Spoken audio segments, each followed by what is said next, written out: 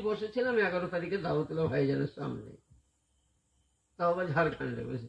যাই হোক ব্রাদার, আজকে এ মাহফিল খুবই পবিত্রময়। কারণ একটা হাদিস শরীফে আছে যে আল্লাহর নবী, আজকে ধরুন আমি আমার ভাইজানকে জিজ্ঞাসা করব সকালবেলায়, কিংবা কেউ জিজ্ঞাসা করবেন যে কালকে কোথায় মিলাদ হচ্ছিল, তুমি এই গ্রামের নাম বলবেন। কোথায়? গ্রামটার নাম কি? দেবীপুর। একটা মহল্লার মধ্যে, পাড়ার মধ্যে একটা গাছের গোড়ার কাছে জিকিরে হুসাইন হচ্ছিল, জোরে বলেন সুবহানাল্লাহ। কিন্তু আমাকে জিজ্ঞাসা করবেন, আমিও উত্তর দিব। হযরতকে জিজ্ঞাসা করুন, মৌলানা সাহেবকে, উনিও উত্তর দিবেন। আরো যাকে জিজ্ঞাসা করবেন, প্রত্যেক বাচ্চা থেকে নিয়ে চাচা প্রত্যেকে বলবে দেবীপুরের গ্রামে প্রোগ্রাম হচ্ছিল। কিন্তু এই মাহফিলকে আমার আকা নবী মুস্তাফা মুহাম্মদুর রাসূলুল্লাহ সাল্লাল্লাহু আলাইহি সাল্লাম নবী বলছেন, তানাজ্জালুর রাহমা ইনদা যিকরাস সালিহিন, যেই জায়গাতে আল্লাহ এবং আল্লাহর রাসূলের, যেই জায়গাতে আহলে বাইয়াতের, যেই জায়গাতে বুজুর্গানের দ্বীনের আলোচনা করা হয়, আপনার আমার কাছে লাগে এটা দেবীপুর একটা ময়দান, কিন্তু নবী পাক বলছেন না, এটা দেবীপুরের ময়দান নয়, আজকে আপনি জগানে। তাহলে এ মাহফিল পবিত্র। আর এটা কার মাহফিল? হুসাইনি মাহফিল, জোরে বলুন। কারণ এটা কোন মাস চলছে? মুহররম। দুঃখের না সুখের? কিন্তু এখন তো সব সুখের বলছে। বলছে মুহররমে নতুন নতুন খাবার খাও, নতুন নতুন ভালো ভালো দান করো। কয়েকটা হাদিস দেব ইনশাআল্লাহ। আমার পূর্ব বক্তায় আয়াত তেলাওয়াত করেছিলেন, উনি সারমর্ম অল্প সময়ে খুব সুন্দর বুঝিয়েছেন।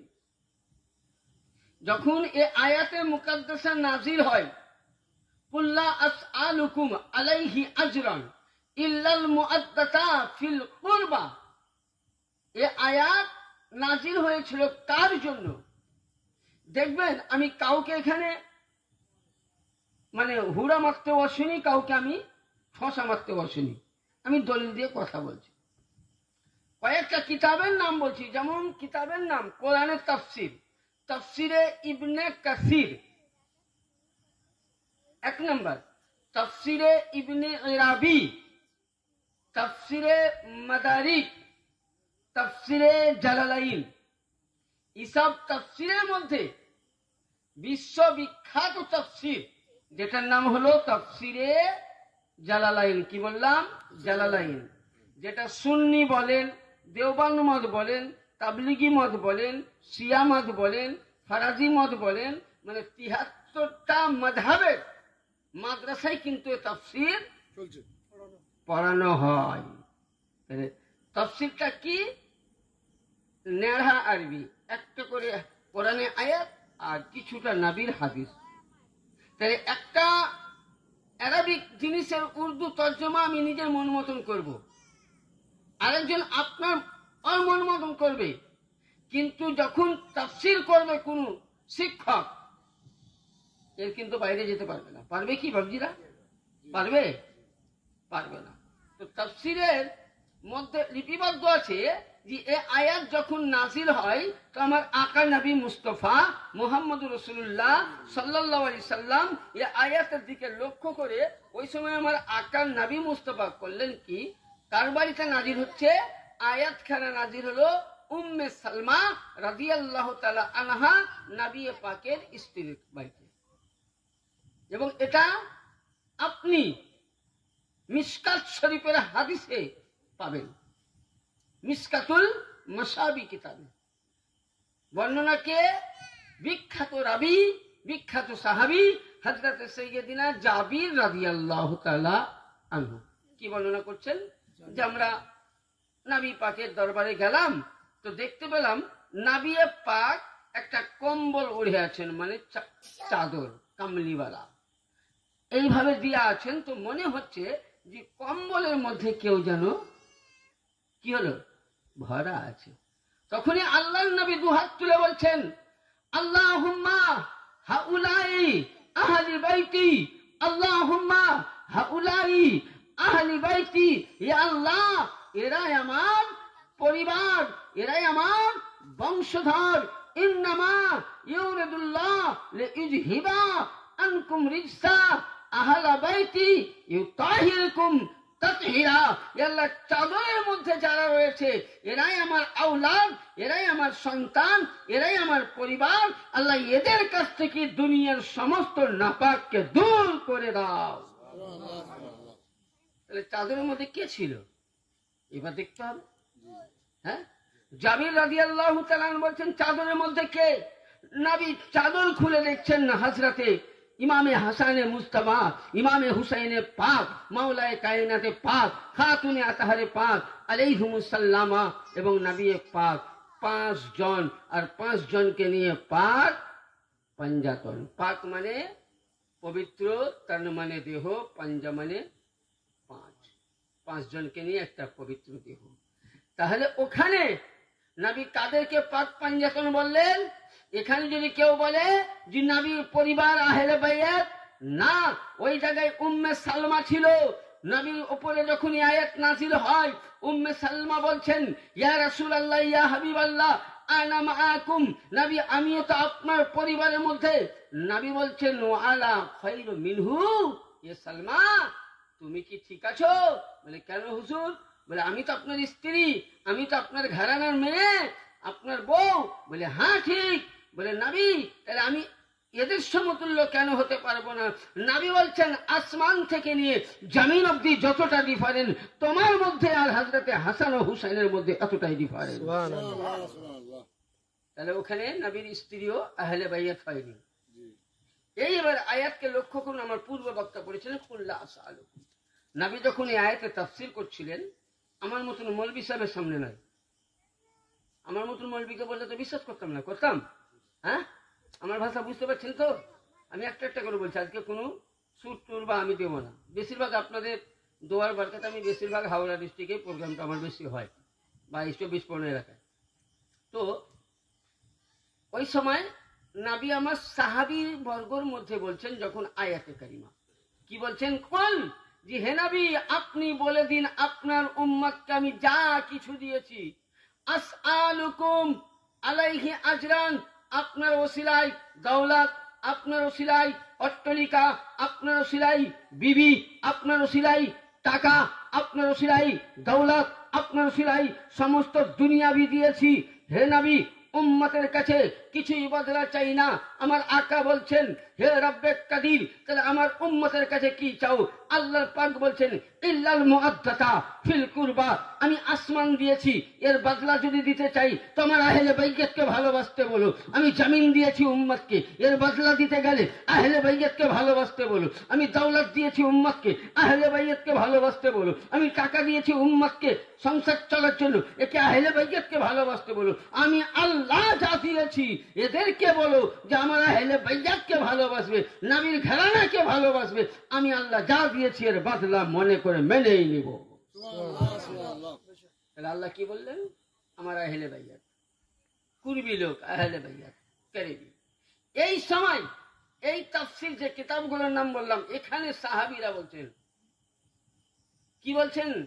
ক্বালা ইয়া রাসূলুল্লাহ হাউলাই ওয়াজাবাত আলাইকা মাওয়াদ্দাতিকা, ইয়া রাসূলুল্লাহ, ইয়া হাবিবাল্লাহ, এমন কোন ব্যক্তি যাদের জন্য কোরআন বলতেছে তাদের প্রতি মোহাব্বত করা ফরজে আইন।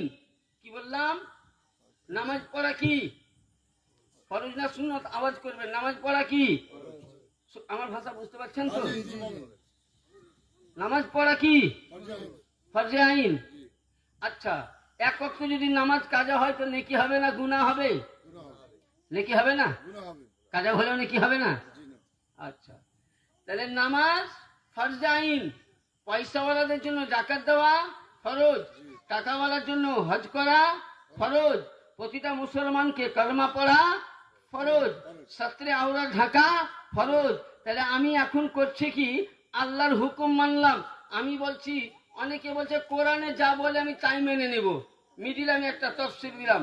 দেখুন, শুধু যদি মনে করেন যে আমি এই কোরআন নিয়ে চলবো, আমি কোরআন ছাড়া যাব না, তাহলে আপনি গুমরাহ হয়ে যাবেন। গুমরা হবেন না? এবার একটা ছোট্ট উদাহরণ দিই।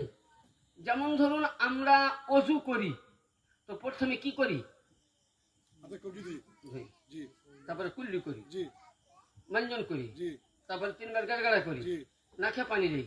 আচ্ছা, এগুলো তো কোরআনে নাই, আছে? কোরআনে কেবল, কথাটা খুব ব্রেন দিয়ে শুনবেন, কেউ যদি বলে কোরআন নিয়ে চলবো, কোরআন ছাড়া আমি কিছু মানি না, আমি চ্যালেঞ্জ করে বলছি, সে মৌলবি হোক, পীর সাহেব হোক, হাজি সাহেব হোক, কাজী সাহেব হোক, যেই হোক, শুধু যদি কোরআন মেনে চলে সঙ্গে সঙ্গে পথভ্রষ্ট কাফির হয়ে যাবে, মুসলমান থাকবে না। কারণ কোরআন শরীফে সর্বপ্রথম কি বলা হয়েছে? কোরআন শরীফে ওযু করতে বলা হয়নি। 5 পারা সূরা নিসার মধ্যে খুলে দেখবেন, আল্লাহ পাক বলছেন কোরআনের মধ্যে যে সর্বপ্রথম তোমরা এই মুখমণ্ডল ধোও,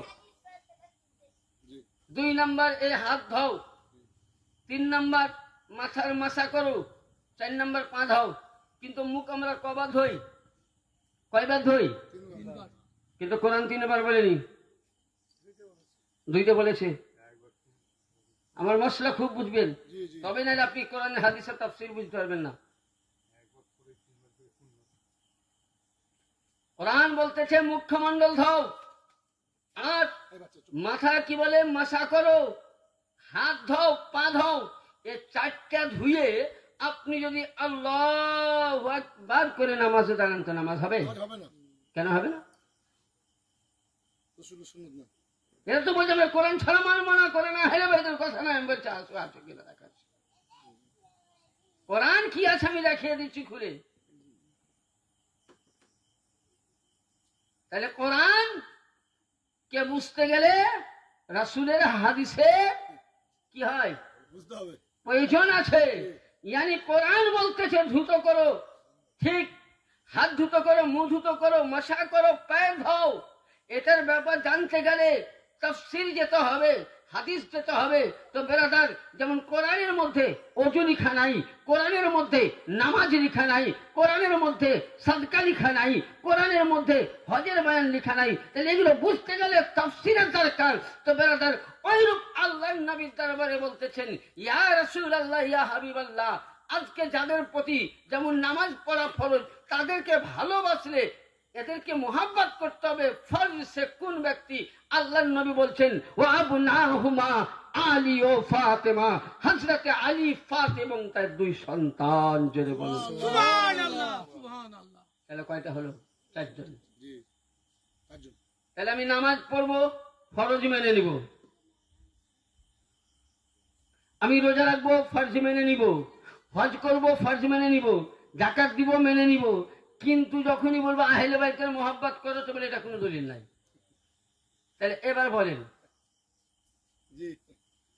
আমার পূর্ব বক্তা আপনাদেরকে টাচ দিয়েছে সামান্য কি, যে আহলে বাইতের মোহাব্বত ছাড়া কোনো ইবাদত হবে না। ইনশাআল্লাহ আগাবেন। এবার আহলে বাইত এদেরকে কেন করলেন বুঝতে হবে আগে। শুধু ইমামে হুসাইন করলে হবে না, আগে বুঝতে হবে। এবার আসুন, যখন মক্কার জামিনে নাবিকে টান দিয়েছিল, টান মানে বুঝেন, মানে ঠাট্টা করেছিল কি? আবু জাহেল মক্কাবাসী, যে হে মোহাম্মদ, জোরে পড়ুন সাল্লাল্লাহু আলাইহি সাল্লাম, বলছে হে মোহাম্মদ, তোমার তো সন্তান নাই, তুমি যতদিন থাকবা ততদিন তোমার ইসলাম কি হবে? থাকবে। তুমি চলে যাওয়ার পর ইসলাম আর থাকবে না। আচ্ছা বলেন, আদম আলাইহিস সালাম চলে গেছে, আদমের ইসলাম আছে? শীষ নবীর আছে? দাউদ নবীর ইসলাম আছে? ইয়াহিয়া নবীর ইসলাম আছে? জাকারিয়া নবীর আছে? আমার রাসূলের আগে মতান্তরে 1,24,000 বা মতান্তরে 2,23,999 জন নবী ও রাসূল, এদের কি ইসলাম এখন আমরা দেখতে পাই? এদের কথা আলোচনা হয় বা আগেকার উম্মতরা করেছে? না। তাহলে প্রত্যেক নবীদের ইসলাম ওর জামানায় চলেছে, কিন্তু উনি চলে যাওয়ার পর উনার জামানার ইসলামকে অন্য নবী প্রচার করেননি। কিন্তু বেরাদার, যখন সুবহানাল্লাহ আল্লাহর নবীর দরবারে আসলো, বললে হে নবী, তুমি তো মুহাম্মদ, তুমি তো পয়গম্বর, তুমি তো কালেমা লা ইলাহা ইল্লাল্লাহ দাওয়াত দাও। এ মুহাম্মদ, তুমি যখন চলে যাবে আর ইসলাম জিন্দা হবে না। বলে কেন? বলে তোমার সন্তানই তো নাই, 2টি সন্তান ছিল তো চলেই গেছে, এখন তোমার মেয়ে, আর মেয়ের দ্বারা থেকে ইসলাম বংশ পরিচয় হয় না। হয়? আচ্ছা বলেন তো, বংশের প্রদীপ কোথা থেকে পারে? ছেলের দ্বারা না মেয়ের দ্বারাই? ছেলের দ্বারাই। কিন্তু তার উল্টা, নবীর বংশ কোথা থেকে বেড়েছে? কোথা থেকে? মেয়ে থেকে। তখনই আল্লাহর নবী, দয়ার নবী আসমানের দিকে মাথা উঠালেন। এহেন সময় আল্লাহ রাব্বুল আলামিন সঙ্গে সঙ্গে বলছেন, ইন্না শানিয়াকা হুয়াল আবতার। হে নবী, আপনি চিন্তা করবেন না, yani আপনি চলে যাওয়ার পর আপনার পরে আপনার যে লাখতে জিগার কালিজের টুকরা নয়নতারা জান্নাতের সরদারনি সাল্লাল্লাহু আলাইহা খাতুনে জান্নাতে পাক সাল্লাল্লাহু আলাইহার আলীর সঙ্গে বিবাহ হবে। তার বাতান থেকে 2টি সন্তান আসবে, যার নাম হবে হাসান ও হুসাইন। আর সেখান থেকে yani যতদিন আমার পৃথিবী থাকবে, yani আলীর সন্তান থেকে, ফাতিমার বাতান থেকে আপনি আমার যেখানে পৃথিবী থাকবে, আপনার কালেমার বাণী সেখানেই প্রচার থাকবে। সুবহানাল্লাহ, তাকবীর, আল্লাহু আকবার, তাকবীর, আল্লাহু আকবার, রিসালাত, ইয়া রাসূলুল্লাহ, রিসালাত, ইয়া রাসূলুল্লাহ, হুসেন, ইয়া হুসেন, ইয়া হুসেন, তাকবীর, আল্লাহু আকবার। তখনই আল্লাহর নবী বললেন যে কিয়ামতের দিনে কোন নবীর পরিচয় থাকবে না, কোন নবীর নামের পরিচয় থাকবে না, কোন নবী বংশের পরিচয় থাকবে না। একটাই নবীর বংশের পরিচয় থাকবে, সেটা হলো মুহাম্মদুর রাসূলুল্লাহ সাল্লাল্লাহু আলাইহি সাল্লামের বংশের পরিচয়। আর যে পরিচয়টা হলো হযরতে আলী মুর্তজা থেকে আসবে, মা খাতুনে জান্নাত থেকে, ইমামে হাসানে পাক, ইমামে হুসাইনে পাক, জাইনাল আবেদিন থেকে নিয়ে ইমাম হাসান আসকারি পর্যন্ত, ওখান থেকে শুরু করে আল্লাহ পাক বলেন ইন্না শানিয়াকা হুয়াল আবতার। নবী গো, এই যতদিন হযরতে মাওলা আলীর ঘরানা থাকবে, yani কিয়ামত অবধি যেখানে আলীর সাইয়্যিদ জাদা আলে রাসূল আছে, ততদিন অবধি ইসলাম থাকবে, কোরআন থাকবে, হাদিস থাকবে, কালেমা থাকবে। yani বুঝা গেল বেরাদার, যে পৃথিবীর মধ্যে যে জায়গায় সাইয়্যিদ জাদা আমার পীর মুর্শিদ কিবলা ও কাবা মাওলা পাক, ইনি হলেন মাওলা আলীর সন্তান। আজকে আপনি যার মুরিদ, তিনি হয়তো মাওলা আলীর সন্তান। তাইলে বুঝা গেল বেরাদার, যেখানে আওলাদে রাসূল, যেখানে সাইয়্যিদ জাদা, সেখানে ইসলাম, সেখানে আল্লাহর কোরআন, সেখানে ইসলাম থাকবে, নবীর ইসলাম বাড়তেই থাকবে। কি বুঝা গেল? যে ইসলাম কোথা থেকে বাড়তে শুরু হলো? খাতুনে জান্নাতে পাক থেকে। তার জন্য তো নবী আমার একটি কথা বলেছিলেন, কি? এখন তো বুঝলেন, একটা কথা না বললেও হয় না। এখন আবার মাওলানা সাহেবেরা বলেন পটাম করে ফতোয়া দেয়, তাই না? মানে আবু বকর, আমি দেখুন কোন সাহাবীকে গাল দিচ্ছেন, সাহাবীদের প্রতি ঈমান রাখা আমাদের কর্তব্য। আবু বকরের নাম নেবেন খুব ভালো, উসমানের নাম নেবেন খুব ভালো, ওমরের নাম নেবেন খুব ভালো। যখনই হযরতে আলীর জিকির করবেন বলবেন শিয়া হয়ে গেছে।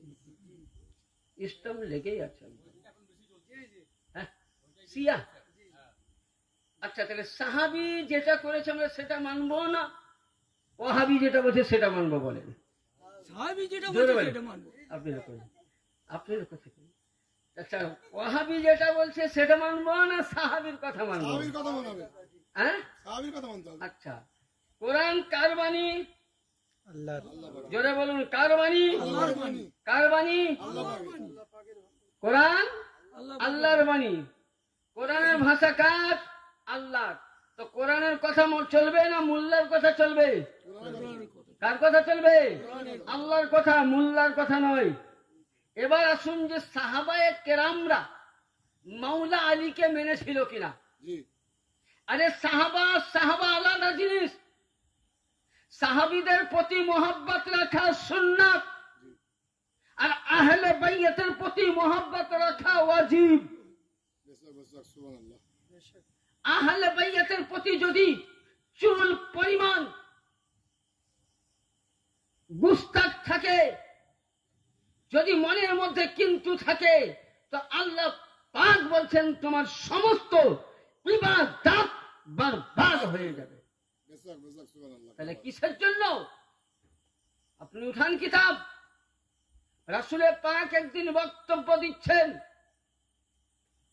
আবু বকর সিদ্দিক, হযরত আবু বকর সিদ্দিক মাওলা আলীর চেহারা দেখছেন আর কানখানা নবীর দিকে লাগিয়েছেন। জোরে বলুন সুবহানাল্লাহ, সুবহানাল্লাহ।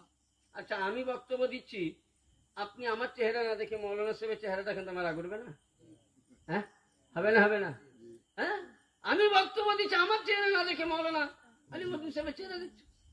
তো হযরত আবু বকর নবীর সামনে বক্তব্য শুনছেন, হাদিস শুনছেন, আর ওই সময় আবু বকর এইভাবে চট করে বলেন হযরত আলীর দিকে দেখে, মানে চোখের পলক কিন্তু, পাতা কিন্তু, পাপনি কিন্তু পড়ছে না, উনি দেখতেই আছেন। যখন মাহফিলে পাক খতম হলো, মা আয়েশা সিদ্দিকা রাদিয়াল্লাহু তাআলা আনহা বলছেন, আব্বাজান আপনি এত বড় ভুল কেন করলেন? বলে, কি বেটি ভুল করলাম? বলে, আব্বাজান আমি দেখলাম আপনি নবী পাকের বক্তব্য শুনছিলেন, কানখানা লাগাইয়ে চেহারাখানা আলীর দিকে দেখছিলেন। হযরত আবু বকর বলছে, বেটি রে, আমায় জিজ্ঞাসা না করে তুমি রাসূলকে জিজ্ঞাসা করো, পয়গম্বরকে জিজ্ঞাসা করো, আবু বকর আলীকে কেন দেখতেছিল? আবু বকর আলীকে কেন দেখছিল বলো? হযরত আয়েশা সিদ্দিকা বলছেন, ইয়া রাসূলুল্লাহ, ইয়া হাবিবাল্লাহ, এটা কোন মৌলভী সাহেবের মা নয়, নবীর স্ত্রী, নবীর স্ত্রী, যাদের জন্য কোরআন পাক তাহির আবিদা জাহেদা প্রমাণ দেয়। এহেন মা আয়েশা সিদ্দিকা বলছেন, ইয়া রাসূলুল্লাহ একটি জানার ছিল। তো বলে, কি? বলে, এই ঘটনা, আল্লাহর নবী বলছেন, নাজারতু আলিউন ইবাদাতু, यानी আলীর দিকে চেহারা দেখে, আলীর দিকে দর্শন করা ইবাদত। আবু বকর বলতেছে, বেটিরে আমি নবীর কাছে হাদিস শুনছিলাম কান লাগাইয়া, এটাও নফল ইবাদত, আলীর চেহারা দেখছিলাম, এটাও ইবাদত। একজন সাহাবী, একজন আবু বকর সিদ্দিক, যাকে তোমরা আউয়াল খলিফা বলো, প্রথম খলিফা বলো, তাহলে প্রথম খলিফা বলছেন আলীকে দেখা ইবাদত, আলীর জিকির করা ইবাদত, আলীর মোহাব্বত করা ইবাদত। আরে মসজিদের মোল্লা মেম্বারে উঠে বক্তব্য দাও, লজ্জা করে না? যেই মেম্বারে বলো এটা রাসূলের মেম্বার, ওই মেম্বারে আবু বকর বলেছেন, নাজারতু আলী ওয়াজহু যিকরুল্লাহ, আলীকে দেখা ইবাদত। যদি সত্যিকারে আবু বকরের আশিক হয়ে থাকো, তো আবু বকরের নকশে কদমে চলো আর আলীর জিকির করো। আর যদি সত্যিকারে তুমি নামে মুসলমান, কামে নয়, তুমি মোল্লা খাবার জন্য, হাদিসের নয়, তাহলে জেনে নাও তুমি আবু বকর সাহাবীকে মাননি নামের জন্য। তার জন্য আল্লাহ বলছেন, ফি নারে জাহান্নাম খালিদিন। সুবহানাল্লাহ, সুবহানাল্লাহ, সুবহানাল্লাহ। দাদা, তাহলে কি দলিল পেলাম? সত্যিকার যদি সাহাবী মানি আমরা, তাহলে আবু বকরকে মানো। তো আসো, আবু বকর বলছে, আমি বলছি না। বলে, কোন কিতাবে আছে? তাহলে কিতাবটার নাম বলে দেই। অবশ্যই এখানকার মৌলভী সাহেবরা খুঁজে পাবে না। এগুলো হলো কেরালার কিতাব, যে কেরালা মাসে পড়াশোনা করেছে, একমাত্র ওর কাছেই আছে। কানজুল মাল, ৪th খণ্ড, সফা নম্বর ১২৫। কি বলছে? যে আলীর চেহারা দেখা কি ইবাদত। কে বললেন? আবু বকর। আচ্ছা, এই কথাটা যদি কেউ অমান্য করে তো সে মুসলমান হবে? আমরা বলছি যে সাহাবায়ে কেরামের রাস্তায় চলবো, সাহাবী যে রাস্তায় চলেছে সে রাস্তায় চলো, আমি রাজি। সাহাবী রাস্তায় যেতে রাজি, আসো। যেমন নবী পাক বিদায় হজ করে আসছেন। কি করে আসছেন? বিদায় হজ। গাদিরে খুম একটি জায়গা, মক্কা এবং মদিনার মিডিল জায়গায়। তো আল্লাহর নবী, এটা কোথায় আছে? এই কিতাবটা আপনি পাবেন, প্রত্যেক মাদ্রাসাতে পড়ানো হয়, মিসকাতুল মাসাবিহ। প্রতি মাদ্রাসায় বুখারী, মুসলিম, সিয়াসিত্তা পড়ার আগে কিন্তু এই কিতাব পড়ানো হয়। এইসব কিতাবের ওজন গুলো 7 কেজি 8 কেজি আনা যায় না, তো তার জন্য আমাদেরকে নোট করতে হয়। ল্যাপটপও আছে আমার, মাশাআল্লাহ, ল্যাপটপে ভরা থাকে, তো আজকাল ল্যাপটপ নিয়ে আসলাম না। তো যাই হোক ব্রাদার, হাদিস শরীফের মধ্যে মিসকাতুল মাসাবির মধ্যে আছে, নাবি আমার একটি উঁচু জায়গার মধ্যে বসলেন, বসে কি বলছেন? হযরতে জায়েদ বিন আরকাম রাদিয়াল্লাহু তাআলা হাদিস বলছেন, আন জায়েদ বিন আরকাম ক্বালা ক্বালা রাসূলুল্লাহ সাল্লাল্লাহু তাআলা আলাইহি সাল্লামা ইন্নী তারিকুম ফিকুম মা ইন তামসকুম লান তাদিল্লু বা'দা আহাদাহুমা মিন আখাযু কিতাবাল্লাহ। ইয়ানি হযরতে জায়েদ বিন আরকাম রাদিয়াল্লাহু তাআলা থেকে বর্ণিত আছে, রাসূল পাক সাল্লাল্লাহু আলাইহি সাল্লাম উঁচু জায়গার মধ্যে দাঁড়িয়ে গেলেন। নবী বলতেছেন কজন সাহাবীর মধ্যে? ওই সময় কোন মক্কাবাসী ছিল না, মদিনাবাসী ছিল না, কেবল ছিল নবীর 1,25,000 সাহাবী। কত ছিল? 1,25,000 সাহাবী। আচ্ছা, এই মজমুয়া ভুল হবে? হ্যাঁ, ওরা না পাক অবস্থায় ছিল বলেন? জি না, বিনি ওযুতে ছিল। জি না। কার সাথে ছিল? নবীর সঙ্গে। কোন সাহাবী? জান্নাতি সাহাবী, তাই তো? জি। তাহলে ওই সাহাবীদের মজমুয়াতে নবী বলছেন, কি বলছেন? বলছে আমি কে? বলে ইয়া রাসূলুল্লাহ, আপনি আমাদের নেতা, আপনি আমাদের নবী, আপনি আমাদের রাসূল। বলে আপনার পাওয়ার? নবী বলছেন আমার পাওয়ার কি? বলে আল্লাহর যা কিছু আছে পরে আপনার সব। নবী তখন বলছেন শোনো শোনো, এ মক্কাবাসী, এ মদিনাবাসী, 1,25,000 সাহাবীর মধ্যে নবী করলেন কি? হযরতে মাওলা আলীর হাত দুখানাকে উত্তোলন করে বলেছিলেন মান কুনতু মাওলাহু ফাহাদা আলিউন মাওলা। এ মদিনাবাসী নয়, এ দুনিয়াবাসী নয়, এ সাহাবীর মজমুয়া শুনো, আমি যার মাওলা, আমি যার আকা, আমি যেমন নবীদের মাওলা, ফারিস্তাদের মাওলা, আসমানের মাওলা, জমিনের মাওলা, চন্দ্রের মাওলা, সিতারের মাওলা, নামাজের মাওলা, কোরআনের মাওলা, হাদিসের মাওলা, যাকাতের মাওলা, আমি যার যার মাওলা ছিলাম, আজ থেকে সমস্ত জিনিসের দায় দায়িত্ব মাওলা হিসাবে মাওলা আলীকে আমি করে গেলাম। সুবহানাল্লাহ। আল্লাহু আকবার। আল্লাহু আকবার। আল্লাহু আকবার। হায়দারি। ইয়া আলী। হায়দারি। ইয়া আলী। রিসালাত। ইয়া রাসূলুল্লাহ। আকবার। আল্লাহু আকবার। দাদা, তাহলে নবী কি বললেন? আমি যার যার মাওলা ছিলাম, সকলের মালিক কে? এবার এর একটা এখন প্রশ্ন উঠিয়েছে, বুঝলেন কি ছিল? বুঝতে আবু বকর সিদ্দিক খলিফা ছিলেন? অবশ্যই ছিলেন। এ খলিফা আলাদা, ও খলিফা আলাদা, বুঝতে হবে। আচ্ছা, ভারতের প্রধান কটা হয়?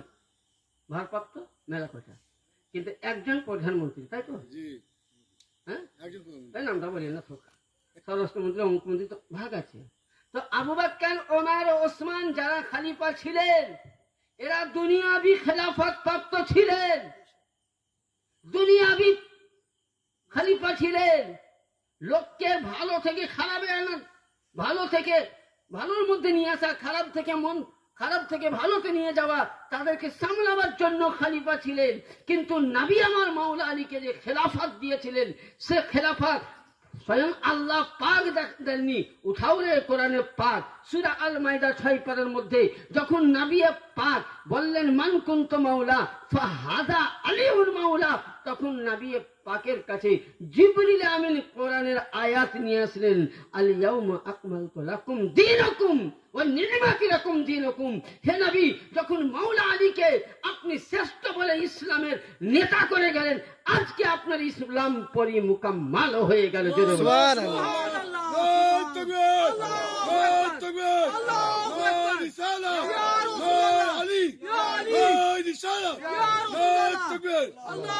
তাহলে কি বুঝা গেল?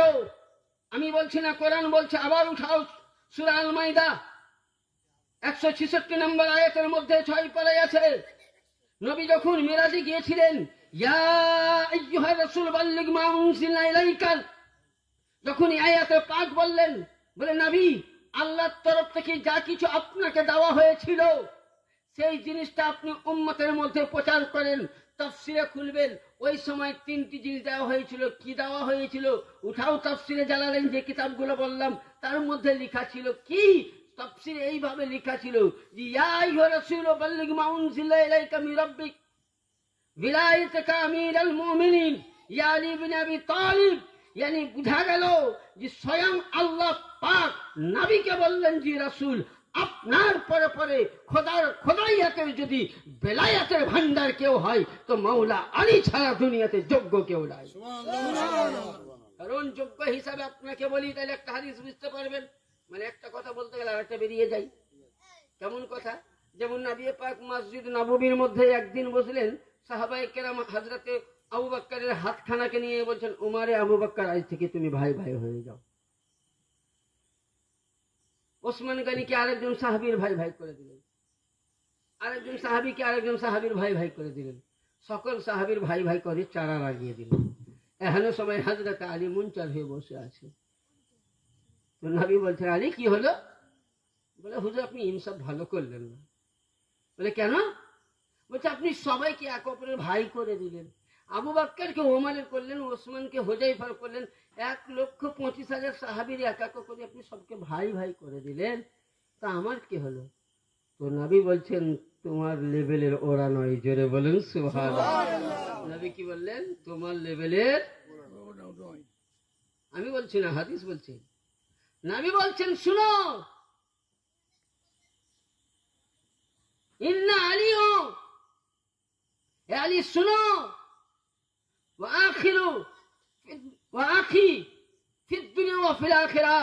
আমি ওমর ওসমানকে এক অপরে ভাই ভাই করেছি, এরা এক অপরের লেভেলের মধ্যে, এদের মধ্যে তোমার লেভেল কাউরির মেলেনি, একমাত্র আনতা আলিউন আখিরু, ইয়ানি এ আলী আমি হলাম তোমার লেভেল, তুমি আজও আমার ভাই, কাল কিয়ামত অবধি আমার ভাই হয়ে থাকবে। তাহলে বলুন বেরাদার, আলী তো নূর, আলীর আওলাদ নূর, খাতুনে জান্নাত নূর, হাসান নূর, হুসাইন নূর, জাইনুল আবেদিন নূর, মুসা কাসিম নূর, মুসাজুন নূর, হযরত বাকির নূর, ইমামে হাসান আসকারি নূর, এমনকি আব্দুল কাদের জিলানী নূর, এমনকি বেরাদার মাওলা পাক নূর, গৌসে সানি পাক নূর, কুতুবে বারি পাক নূর, ইয়ানি এই সিলসিলায় যারা এসছে প্রত্যেকেই নূরুন আলা নূর। আমার হুজুর পাক কিবলা ও কাবা তিনিও নূর। তার জন্য বেরেলিদের সরতাজ আহমদ রেজা বলছে, তেরে নসলে পাক মে है बच्चा बच्चा नूर का, तू है ने नूर नबी तेरा सब घराना नूर। अल्लाह सुभान अल्लाह, तकबीर, अल्लाह तकबीर, अल्लाह रिसाला, अल्लाह अली, या अली, या अली, या अली, हक्कानी आलम दीन जिंदाबाद, हक्कानी आलम दीन जिंदाबाद, तकबीर, अल्लाहू আকবার। তাহলে এখানে বুঝা গেল আলীর লেভেল কোথায়। তোমরা বলো আলী আলী, আলীকে সিয়া করনে वाला, আলী আলী করনে वाला সিয়া। আরে যাদের মধ্যে আলী নাই তার মধ্যে নামাজ সঠিক নাই, যার মধ্যে আহলে বাইত নাই তার মধ্যে ঈমান নাই। কারণ এখানে হাদিসে গদিরে খুমের মধ্যে যখন নবী বললেন তোমাদের মাওলা আলী, ওই সময় হযরতে সাইয়্যিদিনা আবু বকর কে, আবু বকর এবং হযরতে ওমর চট করে দাঁড়িয়ে গেলেন। দাঁড়িয়ে কি বলছেন? সঙ্গে সঙ্গে দাঁড়িয়ে যাওয়ার পর হযরত আবু বকর দেখবেন কোন মানুষ যখন ভোটে জিতে তখন কি করে, এদিকে একজনের ট্যাং ধরে এদিকে একজনের ট্যাং ধরে যখন ছাড়ে না খায়, মানে পইলেও কি বাঁচলে দেখা দেখি নাই, জিতেছি তো সে 4টা ভোটে জিতে 5টা ভোটে জিতেছি। তো যখনই নবী বললেন যে আমার পরে মাওলা আলী হবে, ওই সময় আবু বকর একটাকে ধরে আর এদিকে ওমরে ফারুক ধরে দুইজনে ঘাড়ে নিয়ে বলছেন, বক বক ইয়া ইবনে আবি তালিব। বলছে বক বক ইয়া ইবনে আবি তালিব। আর কি বললেন তখন? বলছেন আমসিত আসহাবুকুম ইন্না মাওলা মাওলাকুম কুল্লু মুমিনুন। আবু বকর সিদ্দিক ওমর ধরে হযরতে আলীকে সর্বপ্রথম ঘাড়ের মধ্যে উঠিয়ে বলেছিলেন, হে হযরত আবু তালিবের সন্তান মাওলা আলী, তোমাকে স্বাগতম জানাই। আজকে তুমি শুধু আজকে 1,25,000 সাহাবীদের মাওলা নাই, আসমান জমিনের মাওলা নাই, চন্দ্র সিতারার মাওলা নাই, ইয়ানি আজ থেকে কুল্লু মুমিনুন, প্রত্যেক নর নারী আবু বকর ওমর ওসমান সকলের তুমি আমাদের নেতা বা মাওলা। আজকে বলছে আমরা আবু বকর সিদ্দিকের তরিকা মানবো, তো আসো মিসকাত খুলো। আর যদি আমি দেখিয়ে না দিতে পারি তোমার বাড়িতে জিন্দগি ভর গোলামি করে যাব আমি। আসো, মিশকাত নিয়ে আসো, বুখারী নিয়ে আসো, তিরমিজি নিয়ে আসো, সিয়াসিতাই যদি দেখতে চাও এসো, ওতেই দেখাবো। জি,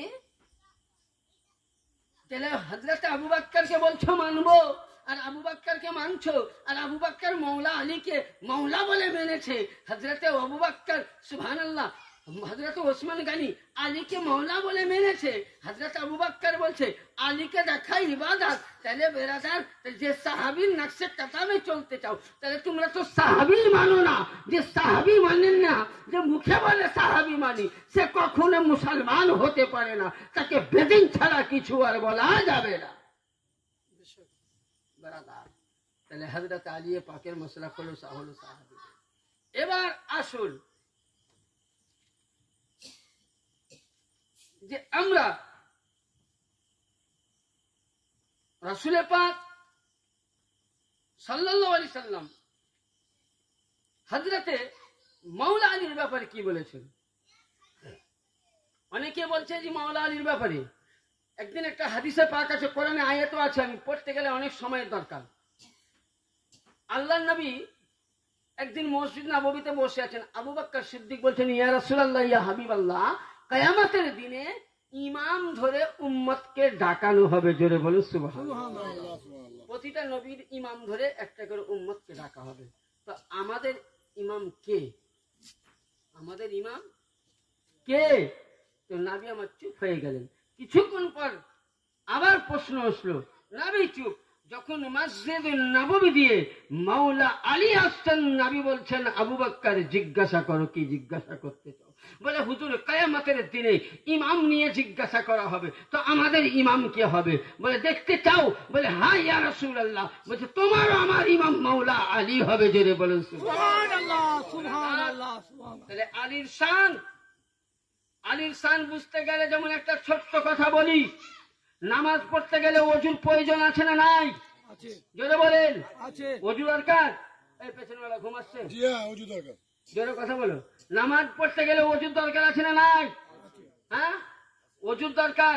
যেমন নামাজ পড়তে গেলে ওযুর প্রয়োজন আছে। নামাজ যদি নাপাক অবস্থায় পড়তে যান, নামাজ হবে না, গুনাহতে ভরপুর হবেন। নামাজ কাজা আদায় করতে হবে। নামাজ পড়তে গেলে ওযুর দরকার। নামাজ পড়তে গেলে ওযুর দরকার।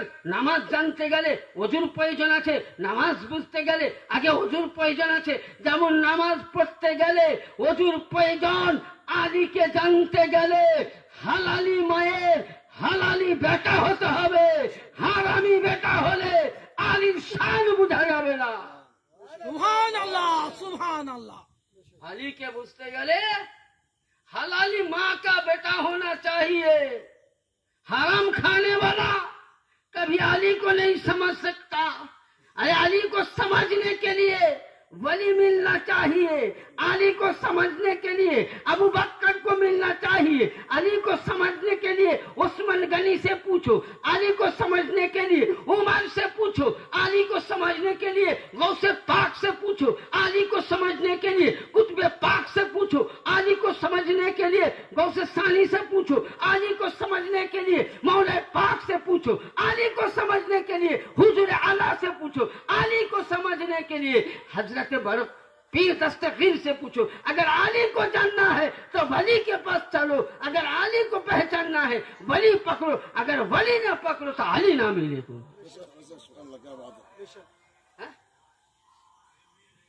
তাহলে কি ব্যাপার? আলী জানতে গেলে হালালি হতে হবে। খালি আমি আলেম হয়ে গেলাম, হইলাম না। মনে তো লম্বা পাঞ্জাবি টুপি পরে নিলাম, লম্বা দাড়ি পরে। আচ্ছা, লম্বা টুপি পরলে কি ইমান হওয়া যায়? লম্বা পাঞ্জাবি পরলে ইমান ওলা হওয়া যায়? যেটা লম্বা জুব্বা পরি হতো বলেন, তাহলে আগে স্বামী বিবেকানন্দ হতো, হতো না? ওর মতন লম্বা দাড়ি পাঞ্জাবি কেউ পরেছিল? ও তো পাগড়ি পরি। আর যদি বড় বড় দাড়ি তুলে, বুঝলেন, জান্নাতি যেত, তো রবীন্দ্রনাথ ঠাকুর আগে যেত। কি বড় বড় লেকচার দিলে যদি মানে জান্নাতে যায়, তাহলে আগে নরসিংহ রায় যেত। তাহলে টুপি নাম ইমান নয়, লম্বা পাঞ্জাবির নাম ইমান নয়, লম্বা দাড়ির নাম ইমান নয়। ইমান হচ্ছে হুব্বে আহলে বায়াত। ঈমান হচ্ছে আলে রাসূলের মুহাব্বত। আলে রাসূলের মুহাব্বত যদি আপনার কাছে না থাকে, আমি নয়, আল্লাহ পাক বলতেছেন হাদিসের মধ্যে, বুঝে সারা পৃথিবী যদি এক হয়ে যেত, তো আমি যদি সারা পৃথিবী যদি আলীওয়ালা হতো, আমি জাহান্নাম তৈরি করতাম না। যখনই বেরাদার পৃথিবীর মধ্যে দুই ভাগে ভাগ হয়ে গেল, আল্লাহ বলছেন যারা আলী বান্না আল্লাহ তারাই জান্নাতি, তারাই জান্নাতি, বাকি জাহান্নামী। এবার তাহলে বলবেন আলী আলী কাজে বলছি না, আলী মাননেওয়ালা কিন্তু নামাজি হবে, রোজাদার হবে। এবার আলী কেমন করে মানতে হবে? আমি বলছি না, আমার বলছি না, কোরআন বলতেছে। আচ্ছা বলেন ব্রাদার, আল্লাহ পাক বলছেন, নবী বলছেন যে 70,000 নবীর নেকি। কত হাজার বললাম? 70,000। কত হাজার? 70,000 নবীর নেকি যদি আমার মতন গুনাহগার মৌলবীকে দেওয়া হয়, সারা পৃথিবীর মানুষের নেকি যদি আমার মতন মৌলবীকে দেওয়া হয়, আর অন্তরের মধ্যে চুলের আগালে ঠোঁটে যতটা পানি উঠে, ওই পানি পরিমাণ পাক পঞ্জাতন আহলে বাইতের গুস্তাখি যদি করা হয়, তো 70,000 নবীর নেকি বরবাদ হয়ে যাবে, কাজে লাগবে না। পৃথিবীর মানুষের নেকি কাজে লাগবে না। কাবা বাইতুল্লাহ তুমি গেলাপ ধরেও কাঁদলেও কাজে লাগবে না, এমনকি হাজারে আসওয়াদে কাঁদলেও কাজে লাগবে না, মাকামে ইব্রাহিমে কাঁদলেও কাজে লাগবে না। তাইলে বুঝা গেল ব্রাদার যে ইমানের মূল নামাজকে মজবুত করার জন্য পাক পঞ্জাতনের মুহাব্বত দরকার, রোজাকে মজবুত করার জন্য আহলে বাইতের মুহাব্বতের দরকার, যাকাতকে মজবুত করার জন্য আলে রাসূলের মুহাব্বত দরকার, কোরআন পড়াকে মজবুত করার জন্য আহলে বাইতের মুহাব্বতের দরকার। ব্রাদার জান্নাতে যেতে গেলে আলীর ঘরানার মুহাব্বতের দরকার। যার মধ্যে আলী আছে, আলীর ঘরানা আছে, মুহাব্বতের রাসূল আছে, ও হয়ে গেল জান্নাতি, আর আলী ছড়নেওয়ালা জাহান্নামী। এটা আমার কথা নয়, কোরআনের তাফসীরে লিয়া আছে ব্রাদার। তাহলে আহলে বাইত কার নাম? সংক্ষিপ্ত আহলে বাইত বুঝতে পারলাম। এবার একটু ছোট্ট করে দরুদে পাক পড়ুন। আল্লাহ